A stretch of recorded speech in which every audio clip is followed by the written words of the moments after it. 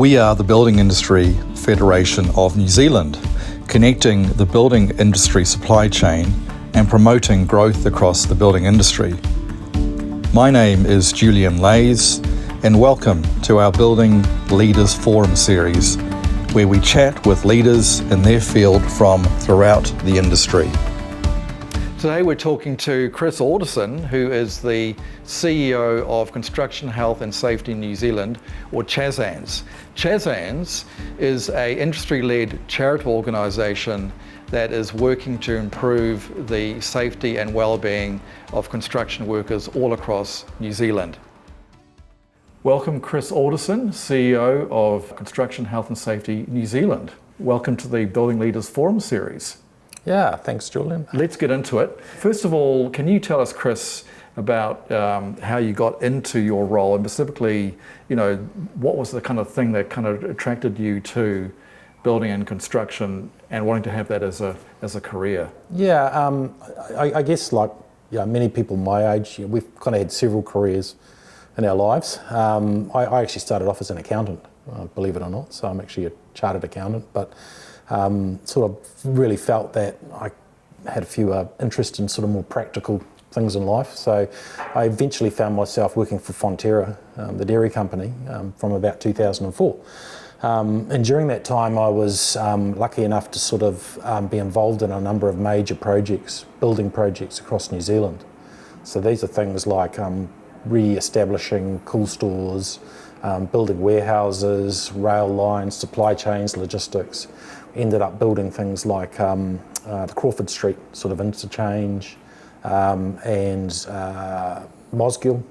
We took over the Fisher and Paykel site there and made an inland port. So those were my projects that I started working on. So I kind of got into construction really from a client perspective, being the client of construction, organising the financing of it right through to the selecting the vendors and then working with them.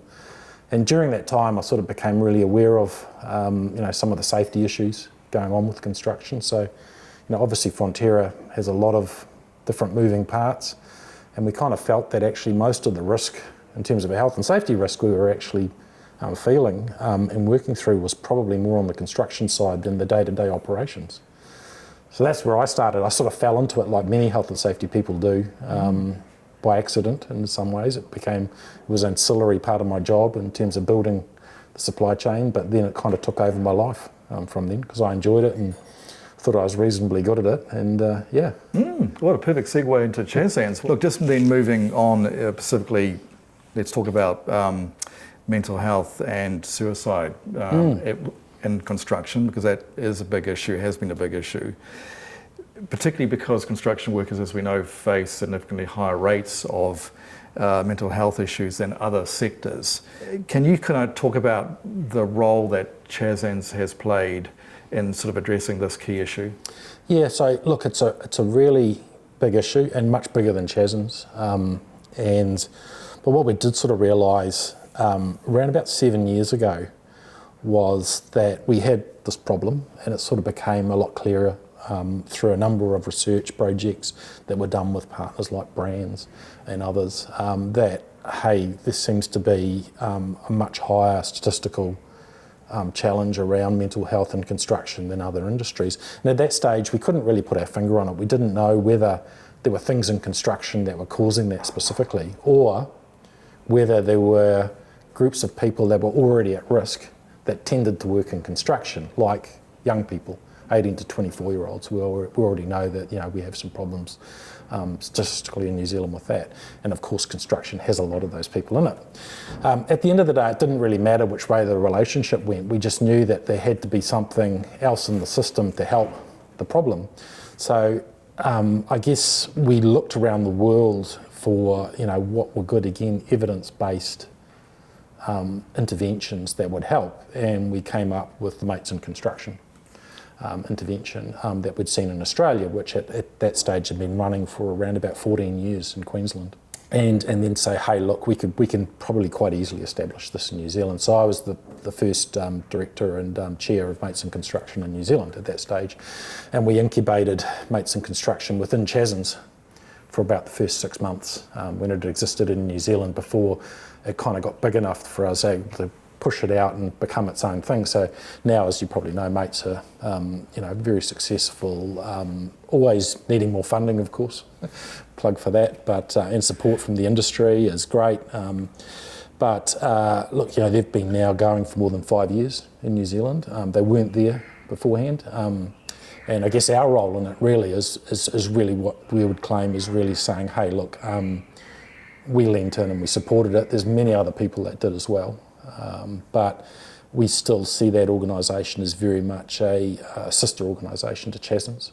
I guess the MATES program in particular, what attracted to us was it's really simple. Destigmatises mental health, gets people talking about it. It basically encourages people to seek help early.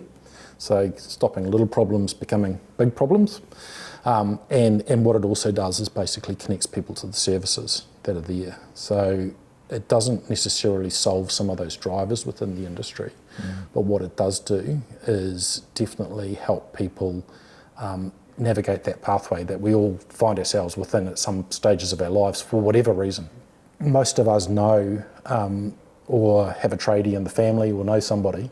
It's pretty unusual to see somebody, over the age of about 35 that's not harbouring some kind of long-term injury or dealing with it. And so what we typically see is, people come into the industry fit and strong and healthy in their sort of early 20s. They probably have their first minor injury around that 22, 24 age, and then they start becoming a frequent flyer until they get to about 35, 40, and then, actually, I can't do it anymore, guys. What am I going to do now? And so are those injuries typically things like on site, you can, fall over, you can, using nail guns, you can, are they grouped into certain categories? Yeah, I think the most prevalent one, and the thing we haven't really talked about enough, is the musculoskeletal injury. And it's plain old back injuries would be probably number one, right? And as all of us have probably had sore backs in our lives, it's part of the human condition, right?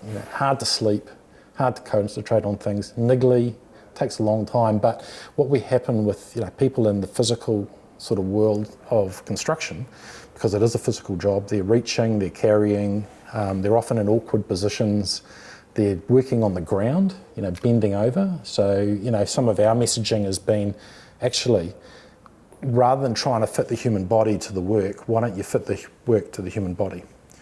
And that's really important as well, because we are seeing different types of people come into the construction industry. We're getting a lot more females coming into the construction industry, and we really need to think about redesigning the work as much as possible to fit the human, which is basically ergonomics. That's what ergonomics is. Yes, well look, that's fascinating, because that sort of leads into the issue too around technology and how is technology influencing the work and the way we work on construction sites. Yep. Do you think technology is another enabler in terms of health and safety? Yeah, it's got to be.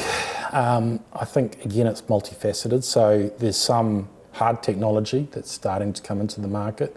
We've all heard about exoskeletons and things like that. So there's still a lot more research to be done around that stuff, but we're starting to see some good things. We've got some trials actually in New Zealand at the moment of people wearing exoskeletons, both female and male tradies, going, look, and it's different for different people. And is that sort of particular joints like knees, elbows, yeah, or is it a whole? Yeah, so we've got one we're trialling at the moment, which is really designed to take the load off the back. So the back's probably the big one. The other side of technology, which is really interesting, I guess, is the digital side of it.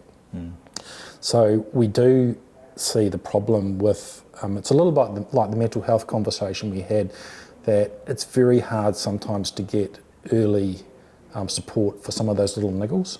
So the health system in New Zealand is under a lot of pressure, as we probably all know.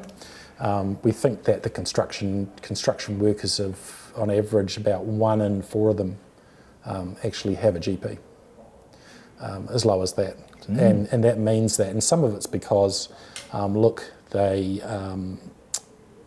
might not be able to get onto a list. They might be from a migrant point of view, and it's difficult anyway. And even then, trying to get an appointment at the right time. So what tends to happen is they sit there and their niggles become bigger and bigger and bigger, until they can't stand it anymore, and then they end up in the ED in the weekends, and the poor old ED doctor says, well, here's 6 weeks off work, mate, and a bottle of tramadol, and away you go. So we're trying to break that cycle a little bit by trying to give people tools, essentially phone-based tools to actually help them self-manage their pain, not get into that situation in the first place. Stop actually working on the ground when you can actually put your work up here. If you're, and here's what you do if you do end up with a sore back. Here's some treatment options for you. If we can nip that stuff in the bud and get people looking after themselves a bit better, then we're going to lighten the load on the health system for needless stuff, and hopefully, we don't get the 3-4 weeks off work thing. We'll get maybe a trip to a physio instead, which would be a lot better. So just going back to, and you've mentioned the ergonomic side of it, and we know that CHASNZ has got some specialists in that area and backs. Can you sort of talk about some of the key improvements over the last couple of years within the construction industry? Has it been focusing on ergonomics and helping improve workers not getting those sort of back injuries or things like that? What would be one of the, I guess, the standouts? So generally, since 2018 till now, the rate of construction claims per worker has gone down, which is good. So we think between 2018 and now it's gone down around about 15%. So even though we've had a big spike in business over the last couple of years and perhaps a dip now, that rate is the important thing. So overall we have around about 35,000 claims a year that are attributable to construction workers. Now those claims, Chris, ACC claims? Yes. Right. So and not all of them result in time off work, but a lot of them do. Because of the nature of them, and it's also quite hard with construction to actually have people return to work in other duties, because often when you're working on site there aren't any other duties other than working on site. So if you're working in an office environment like this, you can probably come back to work and wrangle a spreadsheet for a while, but in construction it's a little bit more challenging. Now I've got to ask you though, because while that figure is interesting, could that figure also be a sign of underreporting? Because we know that underreporting is a bit of an issue in the industry where we sweep things under the carpet. Or is it generally a sign that actually this is a big step change, a big improvement? It's enough of a statistical change to say it's an improvement. So I think people have, over the last 5 years, as things have become more challenging, more less margin, more focused on productivity, on efficiency, keeping your business going, good businesses are realising this. Yep. We also kind of find that, we also know that in construction it's one of the most volatile industries for new businesses and business retirements, or people going into liquidation and insolvency. So, over the last year we've probably seen a lot of volatility in that as well. Chris, do you see a split, because as we know the sector's got residential and commercial and civil, do you see a split in those statistics? But are injuries more prevalent in the commercial side, the bigger buildings, or residential? How do you see that? So if we're talking about the most injuries that happen, which are again, musculoskeletal type injuries, knocks, broken arms, that sort of thing, it's probably number one is residential construction. So that would be number one, and then you can kind of tick down through the specialist trades, scaffolders, electricians, plumbers. You'd probably, because those are the people actually at the coalface doing the work, right? Within civil construction, there's probably a different risk profile, and there's probably some risks within civil construction, particularly around traffic management, right? And they kind of start looking at, they're a different category of risks, because, if you get hit by a car as a road worker, you're not going to be worried about having a strained back. It's a lot more serious, and that has happened in New Zealand. So when you look at the more serious end of things, all around the world, the number one reason for people losing their lives at work is falling from heights, except for New Zealand. Really? So in New Zealand, it is being hit by mobile plant or traffic. So like trucks or cars? And falling from heights number two. So, and we think that's part of the nature of, New Zealand geographically, we've got, a challenging road environment with, we're learning as a country how to deal with this. And you definitely have seen over the last couple of years some pretty serious incidents with road workers. So look, it's all about knowing where those issues are and then finding the right levers to be able to influence the outcomes. And I think we actually are seeing some really good things, within that sort of higher end. So, 10 years ago, if someone said to you, we're going to do this roadworks, but we're closing the road for 3 weeks, there would have been, there'd have been pitchforks at the council office. But now it's quite common. So, the safest way to do that is to give the guys some space to do the job. And what they're actually finding is they can do it cheaper, quicker, with a better product by doing that as well, rather than having a guy standing there with a stop-go.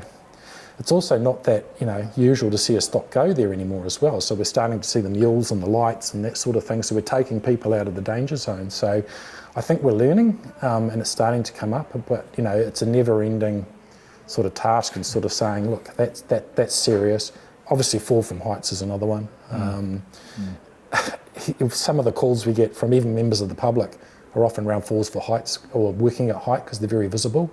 And I don't know, you've probably all experienced being sitting in an office and looked out the window and seen somebody doing something that you didn't feel like looked quite kosher, right? And that's still a big issue as well. So we're not saying that fall from heights and working at heights is not important. It's something we need to keep focusing on because we have 2 or 3 of those every year too. In terms of thinking about CHASNZ and your goals, the things you want to do in the next couple of years, can you talk about what is a priority for you this year, but also looking ahead? Yeah, so again, we're interested in sort of 3 levels.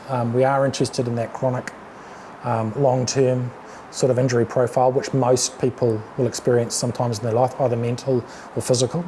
So, we have programs set up like Work Should Not Hurt, our relationship with mates, that we need to deal with that. The critical risk side of it, which is more the one-off occupational serious injury, the fall from height, the interaction with mobile plant, we need to keep driving with that stuff because that's where you get the headline stuff around focusing on preventing those deaths and life-changing events. And the other one is the more catastrophic type risk, which happens very rarely but seems to be happening more and more. So the good example in New Zealand would be fire in a construction site. So we've had a series of them now, and you look around the same issue worldwide. You go back to Notre Dame in France, okay? So a really spectacular construction fire that destroyed a worldwide heritage site, and kept it closed for almost 10 years. So this is a problem that you deal with from a design perspective. In fact, we just had New World around the corner, and you're saying really it's going to be closed for 2 years. Yes. So again, why do we have fires, on construction sites? Because predominantly we have hot work that happens. The question that we'd ask ourselves in the future is, can you design out hot work, from your construction process? Can you think of other ways of doing it without introducing those, classic fire triangle, between the oxygen, the fuel and the heat source? Can you break that triangle somehow, through your design process? So, when we're thinking about the clients and the designers, are we working with them on that more catastrophic side of it to go, if we can set up the conditions where people can work safely and eliminate a lot of those risks through that design process, then it becomes a lot easier because I tell you what, it's very hard to actually control those risks if you haven't thought about them up front and you left it right down to the person doing the job. They don't have many options, and they're a lot less effective. Indeed. Yeah. You mentioned too about the wish for more funding. You're a charitable organisation. Yes. You get ACC funding. Yes. Is funding one of your challenges? Funding's always a challenge for, I think, any NGO charitable organisation in New Zealand. So it's a constant part of our job, and it's a little bit like a balance between doing enough work around the funding side of it, plus also doing the work which is your true purpose, which is actually preventing harm within the construction industry. So there's a balance there. Look, we've enjoyed a lot of support from ACC. We think we've done some really good work in partnership with them. It's allowed us to sort of retain our independent status and be that real advocate for the worker, which is really important. Look, in the future, we hope we've delivered what we needed to deliver for them, and that continues for a long time because we are thinking that this is a long-term game. You see these effects after 10, 15 years. They don't often happen in one political cycle. So you do have that issue as well, working in not-for-profit land. But also, look, we do actually get a lot of support from other areas as well. And we really appreciate that. We've worked with other organisations. Some of them have been, great, and they've been good enough to pay for our time. A lot of it we do pro bono as well, through that ACC funding, particularly the small businesses that we know really need that support. Hey, we always ask this question of all interviewees on the Building Leaders Forum series. We know how you got into the industry through your previous experience with the likes of Fonterra, but do you have any recollection from any age, but maybe even an early age, around building and construction, and thinking, maybe that is the area I'm going to end up in? I think look, as like most New Zealanders, I had my summer jobs. When I was a student, and that I think my very first job, I was probably 14 or 15, and I was working on the forecourt of the petrol station. But during the summer, I'd often work on construction sites, helping builders paint, scrape.